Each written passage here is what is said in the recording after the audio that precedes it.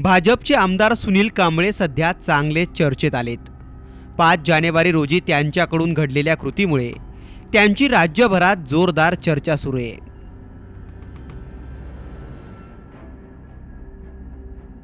आमदार सुनील कांबळे यांच्याकडून एकाच दिवशी 2 धक्कादायक प्रकार घडलेत। सुनील कांबळे यांनी शुक्रवारच्या सकाळी राष्ट्रवादी काँग्रेसच्या पदाधिकाऱ्याला मारहाण केली। त्यांच्या चुकीमुळे एखाद्या गरीबावरती मारणं किंवा एखाद्या माणसाला मारणं हे कितपत योग्य आहे? तर दुपारी एका पोलिसाच्या कानशिलातही लगावली। त्यांच्या या धक्कादायक कृतीमुळे ते चांगले चर्चेत आलेत।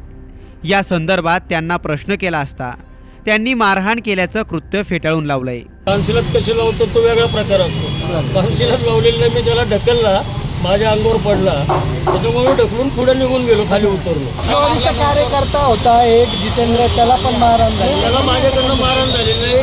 सिव्हिलमध्ये असणाऱ्या पोलिसांनी त्याला मारहाण केली। भाजपचे आमदार सुनील कांबळे हे सातत्याने आपल्या वादग्रस्त वक्तव्यांच्यासाठी, अर्वाच्य भाषेसाठी आणि दादागिरीसाठी खूप प्रसिद्ध आहेत। आणि त्याच आमदार सुनील कांबळेंचा आजचा हा चक्क सन्माननीय उपमुख्यमंत्र्यांच्या उपस्थितीत दादागिरीचा हा व्हिडिओ, याचा अर्थ असा आहे की सुनील कांबळेंना जर पहिल्याच प्रकरणामध्ये समज दिली असती, त्यांच्यावर कारवाई झाली असती, किंबहुना त्यांचे निलंबन झाले असते, तर त्यांची पुन्हा पुन्हा असे करण्याची हिंमत वाढली नसती।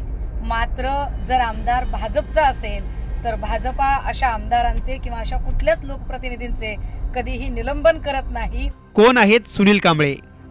सुनील ज्ञानदेव कांबळे हे भारतीय जनता पार्टीचे आमदार आहेत। 10 सप्टेंबर 1968 रोजी त्यांचा पुण्यात जन्म झाला।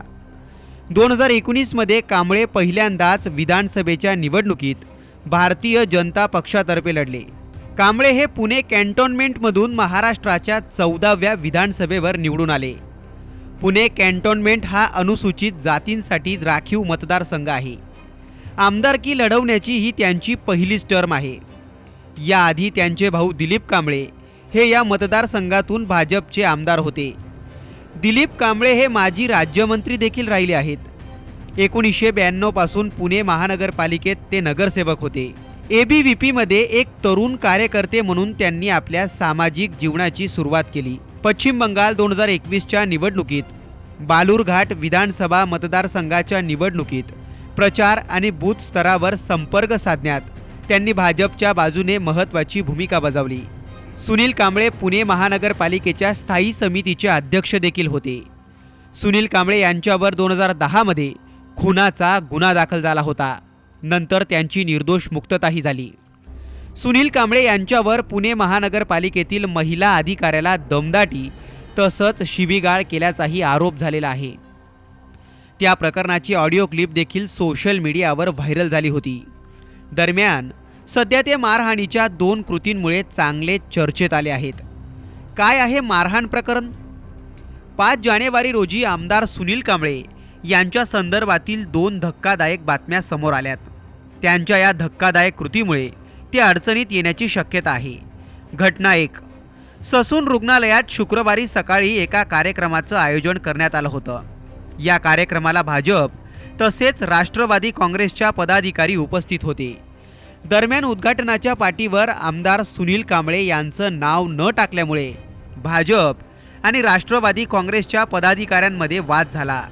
यावेळी कांबळे यांनी राष्ट्रवादीचे वैद्यकीय मदत सेलचे प्रमुख जितेंद्र सातव यांच्या कानशिलात लगावली।